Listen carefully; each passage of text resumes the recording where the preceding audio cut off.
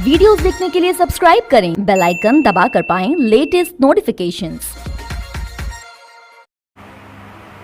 आज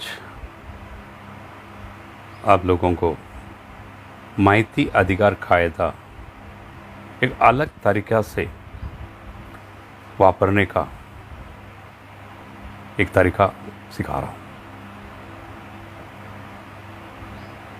नॉर्मली हम माहिती मांगने का तरीका है कलम 6 के अनुसार हम एप्लीकेशन देते हैं और 30 दिन हमको वेट करना पड़ता है। 30 दिन के बाद अगर माहिती नहीं मिला तो 45 डेज़ वेट करना पड़ता है फॉर अपील कंप्लीशन। इसके बाद सेकंड अपील को कभी 6 महीना 1 साल उससे भी ज़्यादा टाइम लगता है। अल्टीमेट माहिती हम चाहते हैं वो मिलता ही नहीं। यह एक नया आइडिया माहिती अधिकार कायदा से आपको मिल सकता है, जो माहिती बहुत जल्दी बहुत कम दिनों में आपको आपके पास माहिती पहुंच सकता है और आपका वो माहिती लेके आपको जो कार्रवाई करना है वो कर सकते हैं। माहिती अधिकार कलम 4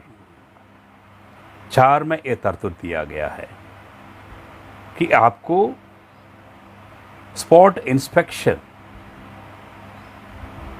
करने का अधिकार माहिती अधिकार कलम 41B के अनुसार।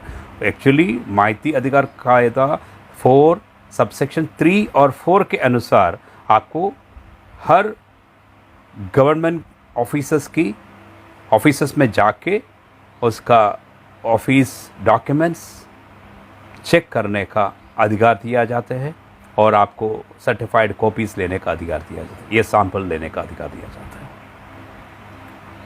तो आपको क्या करना होगा? माहिती अधिकार कायदा 6 के अनुसार आपको 10 रुपये का स्टाम्प लगाना पड़ता है, फिर 30 डेज़ वेट करना पड़ता है, नहीं तो अपील करना पड़ता है। इस तरीक़ा से लंबा चला जाता है। यहाँ पे आपको एक सिंपल लेटर लिखना है पब्लिक अथॉरिटी को। Who is public authority? सरकार की पगार लेके सरकार के काम करने वाला सभी को सरकारी कर्मचारी बोलते हैं, पब्लिक सर्वेंट्स बोलते हैं।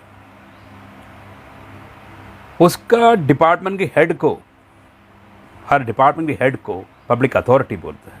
उदाहरणार्थ police is state police, DGP director general of police, DGP is the public authority of the state police. Commissioner of Police is the public authority of the city police department. Superintendent of Police of the district rural police department head. District collector is the head of the collector revenue department. And all department head is Mr. Collector, the collector. So, suppose you want to get an information, आपको अगर कोई तहसीलदार कार्यालय से कोई information मिलना है तो आपको एक लेटर लिखना है डिस्ट्रिक्ट कलेक्टर को, that is public authority. District collector को एक लेटर लिखना है, ये so and so day I am coming और I am going to the office of the tehsildar. तहसीलदार का कार्यालय में मैं ये दिनांक फलाना समय पे जाके उनका ये फलाना फाइल इंस्पेक्शन करना चाहता हूँ। बस इतना ही लिखने का, हमें अनुमति दो, हमें kindly permission give, nothing, just right N intimation. Intimation का भी ज़रूरत नहीं है। महाराष्ट्र सरकार ने 26 नवंबर 2018 को एक गवर्नमेंट रेजोल्यूशन पास किया है through GAD, government administration department. उसमें क्या लिखा है? हर नागरिक को मंडे का दिवस 3 बजे से लेकर 3 PM to 5 PM वो हर ऑफिस चेक कर सकते हैं, हर ऑफिस में फाइल डॉक्यूमेंट इंस्पेक्शन कर सकते हैं।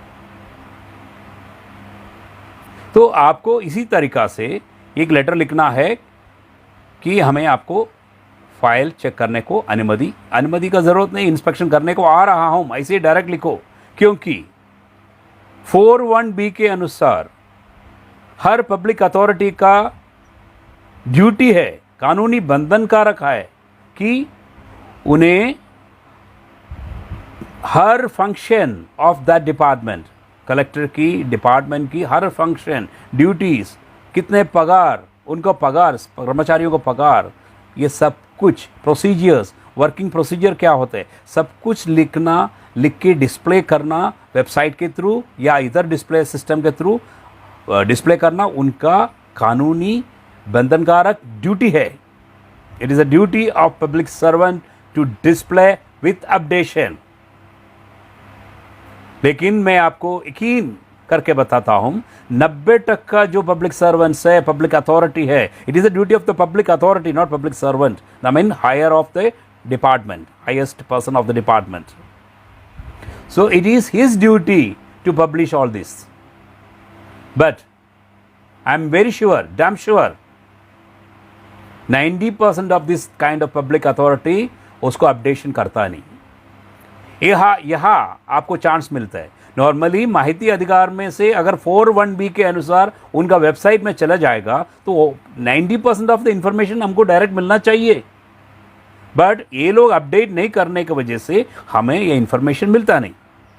तो आपको एक लेटर वही डिस्ट्रिक्ट कलेक्टर को लिखना है. District collector, I am just saying as an example, district collector को आपको लिखना है कि मुझे तहसीलदार कार्यालय पे कुछ डॉक्यूमेंट, ये दिन का जो भी डिटेल्स आप दीजिए, दिन का फाइल्स डॉक्यूमेंट्स मुझे चेक करना है, इंस्पेक्शन करना है, और I have to take the certified copies लेना है. तो आपको वेट नहीं करना उनका रिप्लाई के लिए. Don't wait for his reply,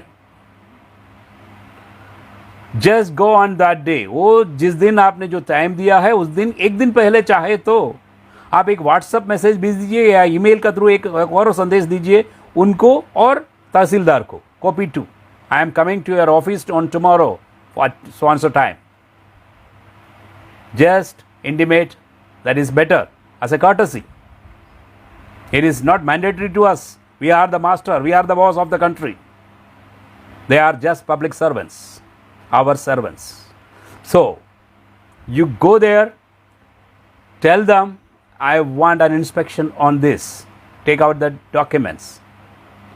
Then they will support and help you in getting that inspection to be done. After going through the files, whatever the files, copies you want, documents you want, just mark it and tell the officer, concerned public information officer of that tehsildar office, उनको बताइए हमें इतना copies चाहिए, उसका पैसा कितना बताइए. 2 रुपये के हिसाब से, एक कॉपी के हिसाब से आपको उसमें पैसा भरना पड़ेगा उनका ऑफिस या कैशियर के पास या उनका ट्रेजरी डिपार्टमेंट में, कहीं भी जहाँ पे आपको पैसा भरना पड़ेगा. इसके बाद आपको कॉपीज मिल जाएगा. 1 दिन में 2 दिन में आपको मिल जाता है information. That is the difference. आप 6 के अनुसार आपने एप्लीकेशन दिया है तो आपको 30 days to 45 days या 6 months to 1 year, ये 3 प्रोसीजर चलने के लिए, माहिती अधिकारी का, फर्स्ट अपीलेट अथॉरिटी का और सेकंड अपीलेट अथॉरिटी का, ये तीनों प्रोसीजर करने में इतना दम लंबा जाता है तो और अपना भी इंटरेस्ट चला जाता है माहिती मिलने के लिए.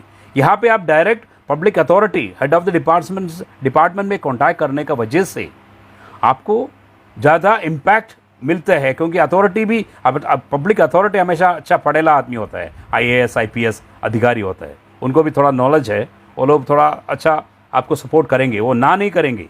अगर ना किया तो आपका फंडामेंटल राइट्स की वायलेशन होता है. तो आप डायरेक्ट हाईकोर्ट भी जा सकते हैं, there is a law and law के अनुसार आपका उनका ड्यूटी नहीं किया है और आपको मिलने का जो अधिकार छिन गया है तो आपको डायरेक्ट हाई कोर्ट में भी जा सकते हैं. नहीं तो आपको माहिती अधिकार कायदे के अनुसार भी आप अपील कर सकते हैं, क्योंकि ये माहिती अधिकार कायदे के अनुसार ही आप इंफॉर्मेशन मांगने को जा रहा हूं इंस्पेक्शन के रूप में. तो इसका आप पूरा फ़ायदा उठाइए. और ये कोरोना का संबंधित जो माहिती आप अगर ऑनलाइन मांगते तो भी आपको 48 आवर्स में मिलना चाहिए। कोरोना के संबंधित जो भी माहिती that is concerned with the life of a person, तो it is to be produced within 48 hours.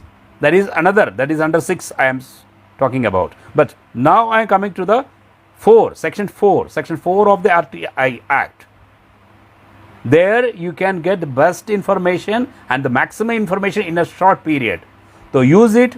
Section 4, study better. आप देखिए, आप मुझे contact कर सकते हैं, Mass India members or others, those who are interested in the RTI, you can contact me. One more thing I want to say, out of 135 crores of people in India, just 1.5%, 1 crore 35 lakh people are using RTI Act. और आप रोते रहते हैं Facebook में, उसने ये किया, उसने वो किया, वो मंत्री ने ये कर दिया, उसने लूटा, उसने करप्शन किया. अगर 50% ऑफ द इंडियन पॉपुलेशन, समझे 25 crores of people, if using RTI Act, what will be the impact? All these corrupt will run away from India. I'm sure, I'm damn sure. एक जन, we are the masters, we are the power, we are voting them to power. So don't forget, use section 4(1)(b). According to that, they have to display all the informations. It is a kundli of a department for 1B, but they are not doing updated. So you have the right to directly go and inspect it. There you can get best information, and the department will be under the scanner of you. Go ahead. Thank you.